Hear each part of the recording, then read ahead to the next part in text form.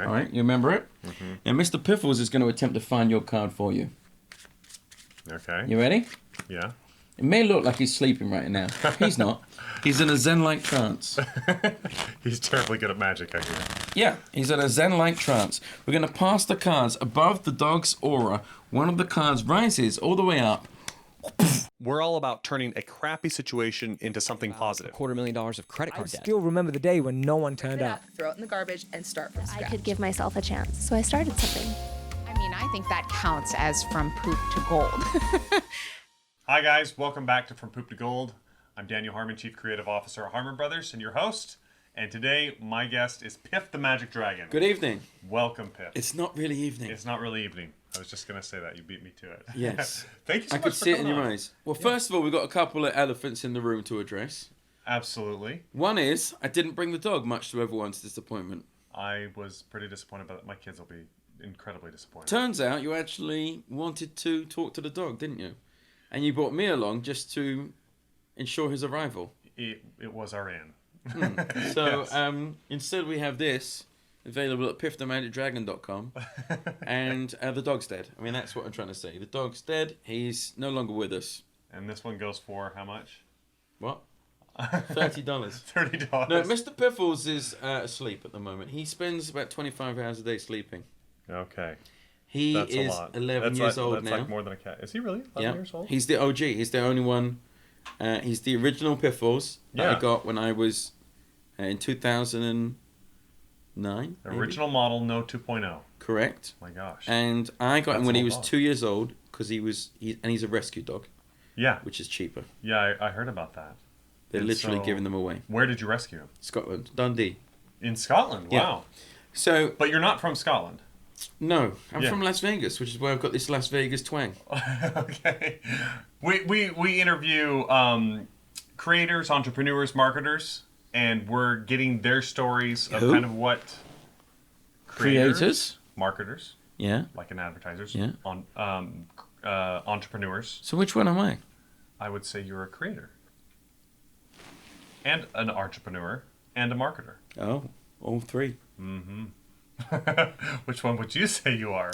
Magic Dragon. Oh, there you go. Okay. Dragon that does magic. Well, I think that kind of comes with the territory, right? So the dragon can do any of those things. Yes. Okay. But really, what I want to do is do shows. Yeah. That's like what I want to do, and all the rest of it is just stuff that I have to do in order to do the shows. Very cool. So if I had a choice, I would just walk on stage, walk off stage, and that would be that. So you would just be an Performer. entertainer, performer, boom, and done. Done. And the rest of it you do out of necessity because Yes, that's just correct. That's part of the job. There's a slight overlap, which is like this is a deck of Piff the Magic Dragon playing cards, for example. Yes.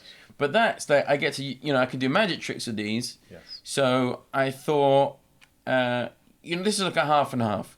I was like, hey, I've got an idea for magic tricks, and I've got an idea for my own deck of cards. So like these cards, it's got like, instead of the picture cards, it's like me. Instead of the kings, it's me. Instead of the jacks, it's the dog. Instead of the queens, it's the princesses. So Very like, branded. right. Very cool stuff. So that's like, but not right. But that's what I'm saying is, I had the idea and wanted to do the idea, rather than needing to I need to sell 1,000 tickets today. Yeah. You understand the difference? Yes, I do. That I'm understand trying the difference. Yeah, you're. Creator and marketer There you go. are different. Yeah. That's very cool. But yes, you're right. I have to do all three of them. Yes. For those of you that don't know, Piff the Magic Dragon, you kind of hit the big stage, so to speak. America's Got Talent, right? Had a tremendous amount of success there up until...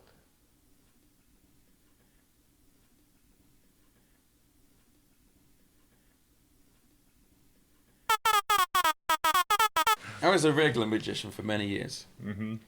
And I happen to be naturally grumpy. It doesn't mean I'm not cheerful. It's just if you talk to me, you feel like I'm angry about something. It's like my kids. They say that about me all the time. They're like, you always look like you have a scowl on your face, Dad. I'm like, so you understand thank you. you Yeah, understand, I understand where you're coming from. Resting grumpy face. Yeah, yes, exactly. We have the same disease. Yes. So I found magic when I was a kid. Okay. Decided I didn't want a job. like a 9 to 5. Yeah. So I thought I could do card tricks instead, and will avoid having to work for a living. Yeah. So I 'Cause started you'll doing that. Play for a living, right? Exactly. So I started doing that, and then over time I started getting very good at the job, the performing bit, but I couldn't get the work because I was too grumpy. Yes. So I would turn up to a wedding and do card tricks, and people would say things to me, and I'd make jokes at their expense, and they'd all get upset and be like, "It's my big day, I'm marrying." And it came across as a little too... Like I was at a table once, and this woman said, "Oh my God, you're just like David Blaine," and I said, "Yes, but surrounded by far less attractive women." Oh, Now, man. Sorry. it's just not really a good thing to say. No. But that stuff used to come out my face 24 hours a day. I would imagine it still does. Yes, but a more polite version of that. Okay. I mean, this woman had been a not very nice person to me up until that point at that table. She had it coming, is what you're She saying. had it coming. Okay. But, as much as I would work on that stuff, I realized that was not going to change. Yeah. So, one day, I went to a costume party. And I said to my sister, I don't have a costume to wear. And she said, "Hey, I got a dragon outfit under my bed." And I said, "I don't need to know why. You're my sister." And I borrowed the dragon outfit, and I went to a costume party. No one else was in costume. It was just me. Looking like this. So now I was appropriately grumpy for once. Uh-huh. I actually had appropriate grumpy face. And I was drinking red wine in the corner, and my friend came up to me and she said, "You should do this in your act. You could be Puff the Magic Dragon." I said, "Wait, I could be Piff the Magic Dragon. You might have heard of my older brother, Steve." Came up with that joke there and then, and I was like, "That's such a good idea. I should try it." I tried it, and then instantly, because remember, I'd spent, 10 years, maybe, learning how to be a magician. So I had all the tricks. You hadn't been mixing in the comedy yet. No. A whole lot. Well, not intentionally. I've been saying this stuff that had just been getting me into trouble. But it wasn't coming across to anybody's comedy. Nobody was laughing. Nobody was. They were just getting ticked off. Well, the other thing was, if you're doing a table, Yeah. if you're in a comedy club for 100 people, you make half of them laugh, that's 50 people, and that's a big laugh. Even 30 people is okay out of 100. Yeah. If you're at a table of 7 and 3 of them laugh, 4 people are stonewalling you. Yes. That's bad. Yeah. So even though I was starting to do comedy in these, it was the wrong environment for comedy. Yeah. So it wasn't working out. So I had this idea and I tried it, and immediately overnight it solved. I had the skills to do the magic, and it solved the presentation. So now, Awesome. before I was just a dick, now I'm a dick in a dragon outfit. Hilarious. Yeah. So eventually I realized I had to leave my human origins behind, and fully commit to living as a dragon. Yeah. You're a reptile. Yeah. Reptile, Reptiles lizard. are cold, Yeah. mean creatures. Yeah, we're dead inside. And so I moved to the desert because it's perfect for a cold-blooded reptile like me. Oh, yeah. They're all over around here. So I found that once I'd found this thing to fit my persona, then it all took off. It just, but the only that thing was I the would missing say, piece. right, none of it was ever intentional. Because if it was, I would be a billionaire sitting on a yacht. Imagine if I could just come up with those ideas intentionally. Right. It was You all just just kinda a run across happy them, right. accident. Yeah, but you had at least, I guess, the creativity to just experiment, right? I believe desperation. Okay, all right. The desperation to walk experiment. out. Okay, well, that's awesome. But that is also- that is where the best innovations come from. I think so. I've Is out of often a place of found, desperation. and I even maybe try and manufacture that a bit these days. Is that if I really don't know what to do, then I'll take away everything so that there needs to be a solution. Yes. And then you have to find a way to push through. If you have to do a show tomorrow night, you'll find some way of, getting on stage. Yeah. A stand-up comedian, usually the model is to go to an open mic night and experiment with material, right? How does that process look for you? Well, it's different because here's the thing, and I do there are times I have about 5 minutes of stand up in the show that I change in and change out a lot. Okay. So and I have to develop that. So I'm familiar with both processes. When you're developing stand up, you come up with an idea. Right. You go on stage pretty early in that process. Yeah. You maybe try and write out a couple of points. But often you want to get it on stage as quickly as you can, depending Yes. on what kind of, who you are as a writer. But with comics, often they try and get it out there immediately. But then you can see whether it has any legs, and if not, change it or abandon it, whatever. Right. With This magic, is the process I'm talking about. Yeah. with magic, you can't do that. Right. Because if I think, oh, wouldn't it be funny to vanish an elephant? You can't go on stage that night with an elephant.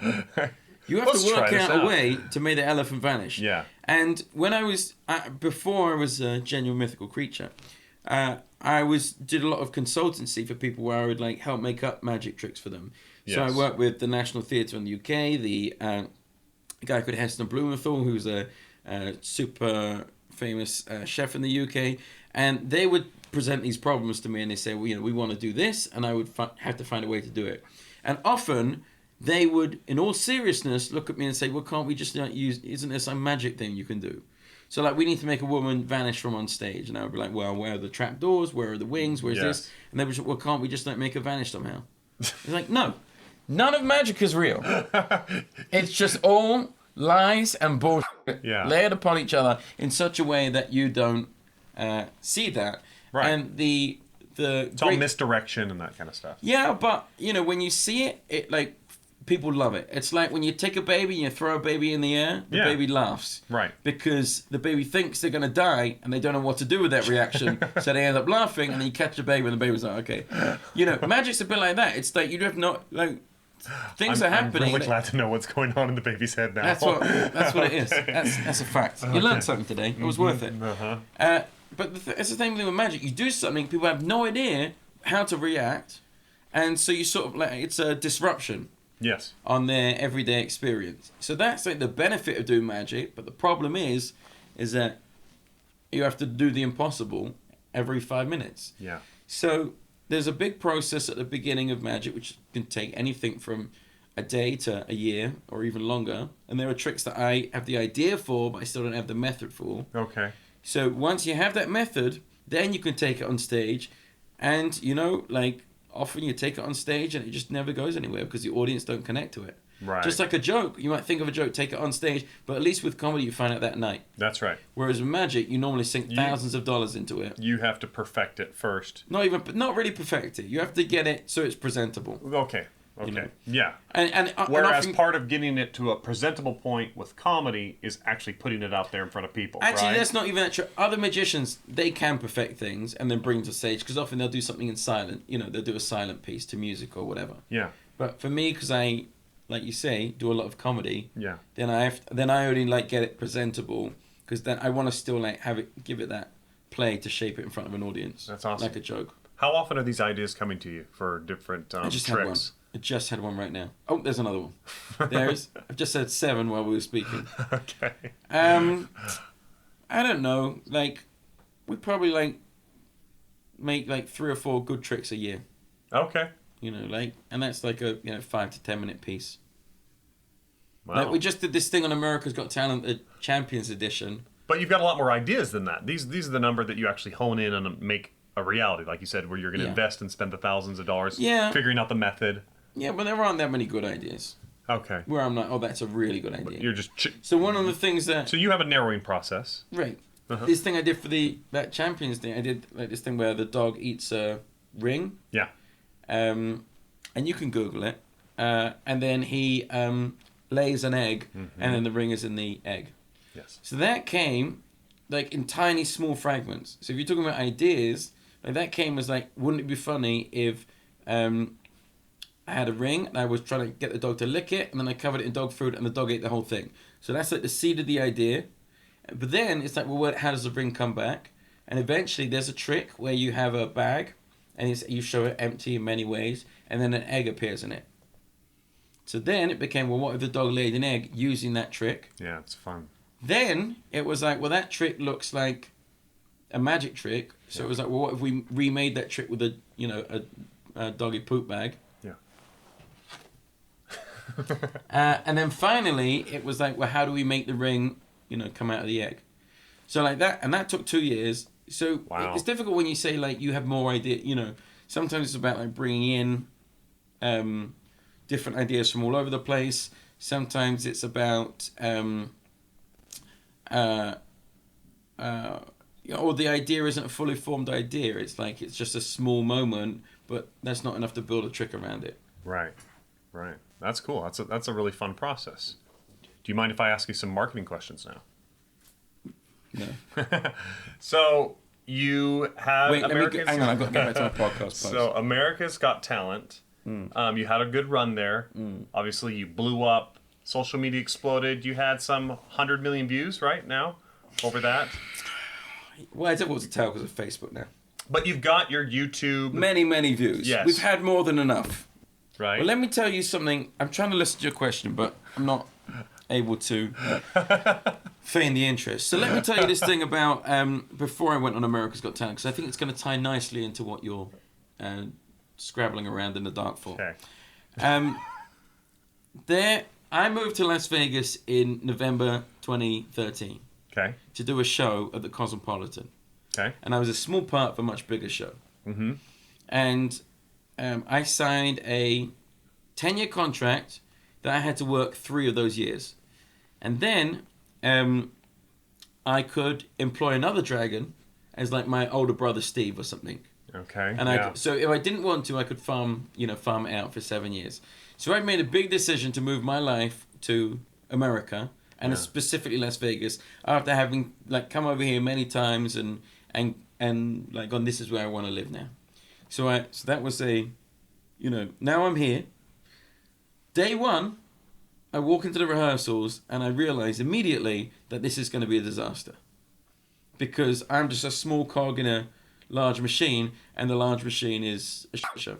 So I, day 2, start applying for my green card. Okay. Because I want to stay here. That's why I signed a 10-year contract. So then I apply for my green card. 7 months later or something, 8 months later, I get the note saying, congratulations, you've made it. And the very next day, they closed the show. Holy so now I'm in America. Nobody knows who I am. 0 people. And I've spent like 7 years, maybe 6 years at that time, building up Piff in the UK. Mm-hmm. And I was like a headliner in the UK, but it's a very different business. So... yeah, because you were performing with Mumford & Sons. Right. Yeah. So I was doing all this sort of stuff, but it wasn't really like... it was going fine, but I sort of felt like I was sort of hitting a ceiling. So I'd come out here and I'm like, this is the plan. Then it all like went to shit. Now, I was like, okay, what do I do from here? How do I, become, like even earn a living? So then I spent a year trying to get a show in various casinos, getting very close, never quite getting over it. And eventually I looked at America's Got Talent and I was like, this is a way to get national exposure. Yeah. Because it used to be back in the day, there was the Tonight Show with Johnny Carson. Right. So someone like Lance Burton, you know who that is? No, I don't know. He was a big magician in the 80s and 90s in Okay. Vegas. He was like one of the big headliners on a strip. He used to have a show at the Monte Carlo. Okay. Big production show on the same scale as Copperfield and Penn and Teller. Yeah. So he went on Johnny Carson as a 19-year-old or something like that, and that made his career overnight. He got booked for 2 years in Vegas, and that was the start of his career. That doesn't exist anymore. Right. That thing of like, because that was a day when 60 million people or however many million people used to watch that show. Right. Now if you go on something like the Tonight Show, then you might get a million people watching. Maybe. You don't make that same impact. Right. So I looked around and I saw America's Got Talent. The other thing I saw was that in Las Vegas, Terry Fator was there at the time, and now Matt Franco, and they had these posters, Terry Fator, the winner of America's Got Talent. And I thought, wouldn't it be funny to have Piff the Magic Dragon, the loser of America's Got Talent? Turns out it is funny. Hilarious. And it's very sticky. It's very memorable. Yeah, it's memorable. So I thought, what if I go on America's Got Talent, I try and get all the way to the finals, and then I try and go down in flames and lose, and then open a show called Piff the Magic Dragon, the loser of America's Got Talent. The other thing is, as a comedian, there's nothing funny about winning. Like, you can't have if you look at like movies or sitcoms especially, those characters never get what they want. Because if they get what they want, the story ends. So you mean to tell me Yes. you never planned on winning? Yes, I actually did the opposite. Much to the to the astonishment and often frustration of the producers of America's Got Talent. You never had any intentions of taking it all away. No, in fact, I had the opposite. It was the first idea. I was going to get to the finals and do a trick where I would vanish from stage, and then they would cut to the back of the theatre, and I would tell the producers that I was at the back. I would then appear. But instead, I would just run away and have a cardboard cutout saying, "See you in Las Vegas." However, the producers of America's Got Talent turned out to be the nicest people that I've ever worked with in television. Oh, no. And I was like, oh, well, I can't do this. This would be a massive This would be downfall. low. Yeah. So I said to them, guys, I don't want to win this show. You know, you guys have been amazing in what they they loved working with my act as well, because it wasn't the usual, like, sub story or whatever, you know. So I said, guys, you've been so great, but I just don't want to, not my brand to win this show or anything. It's not good for me, or no, it's just not, like, I'm not the guy to win. So I want to find a way to do something funny in the finals.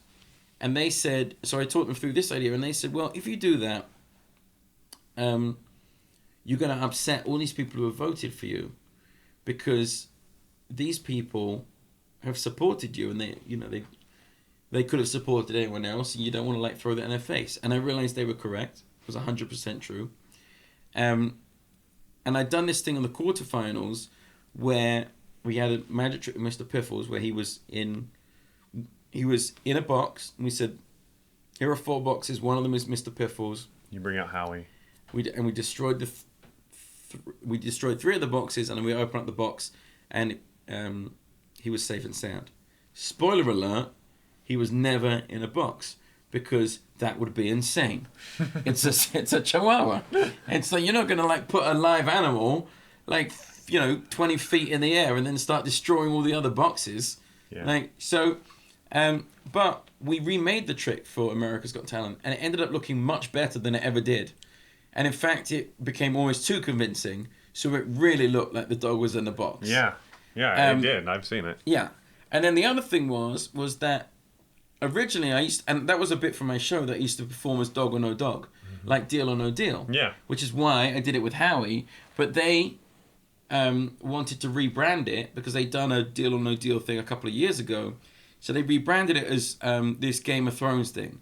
So then you got, like, all the fire and all the swords, and then it sort of became darker, and it didn't have the light tone it needed for a game show piece. I get you. So that was the first and only time that they ever really interfered with my act, and then they were like, okay, well, obviously we should just let you do whatever you want. Yeah. But I got a lot of what do you call it?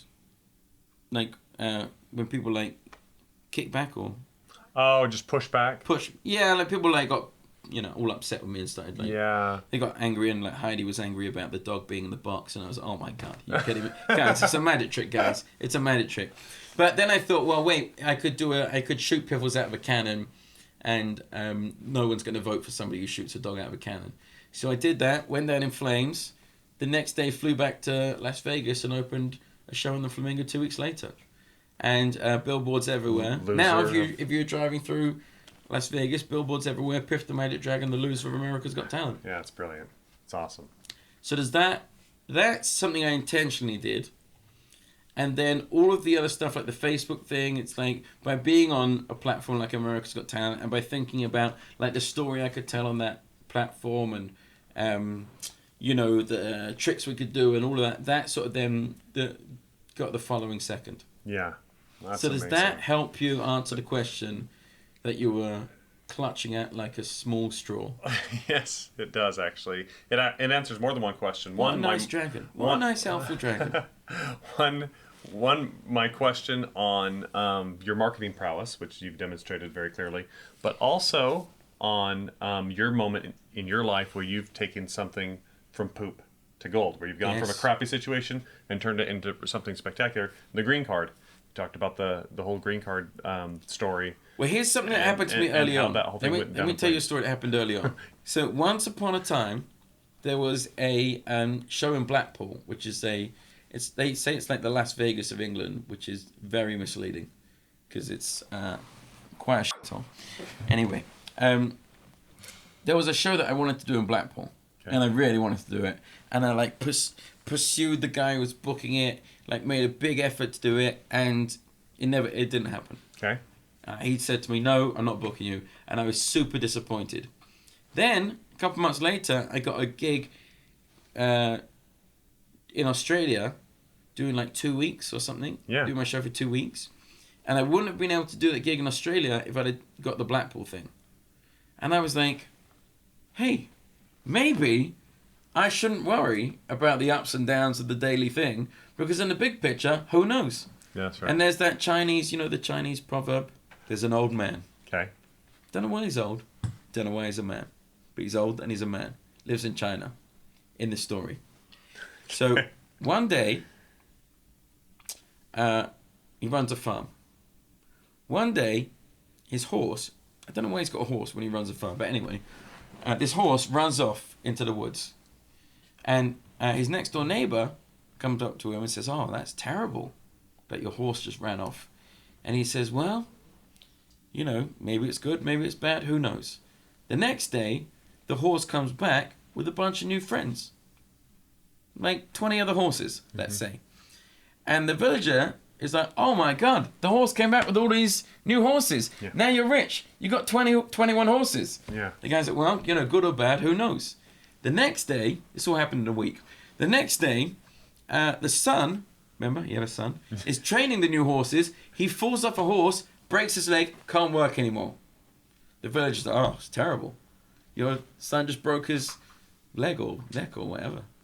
And the old man goes, good or bad, who knows? The next day, the army comes, says, "Hey, we're taking all of the sons to the army to fight this war." His son can't go. He's got a broken leg. Yeah. So, I'm not sure what happened the rest of the week. Okay.